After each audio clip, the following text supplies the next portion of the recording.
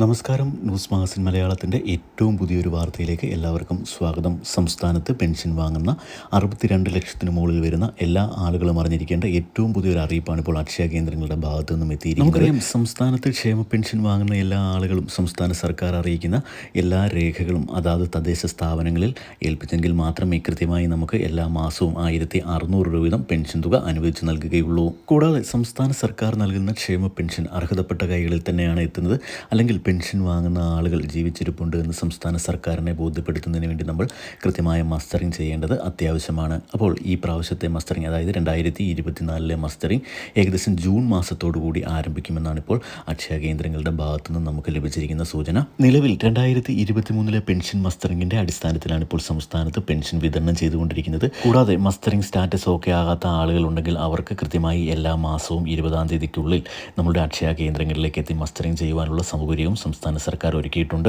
നമുക്കറിയാം, ആധാർ കാർഡോ അല്ലെങ്കിൽ പെൻഷൻ ഐഡിയോ ഉപയോഗിച്ചാണ് അക്ഷയ കേന്ദ്രങ്ങൾ വഴി മസ്റ്ററിങ് ചെയ്യുന്നത്.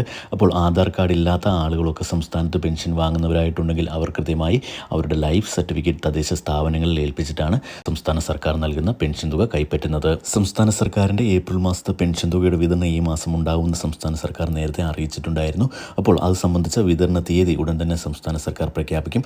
അപ്പോൾ തന്നെ നിങ്ങളിലേക്ക് എത്തിക്കുന്നതായിരിക്കും. ദയവായി ഇത്തരത്തിലുള്ള എല്ലാ അറിയിപ്പുകളും നിങ്ങളിലേക്ക് എത്തുന്നതിന് വേണ്ടി ദയവായി ചാനൽ ഒന്ന് സബ്സ്ക്രൈബ് ചെയ്ത് സപ്പോർട്ട് ചെയ്യുക. വീഡിയോ ഒന്ന് ലൈക്ക് ചെയ്ത് കൂടി കാണുക. താങ്ക്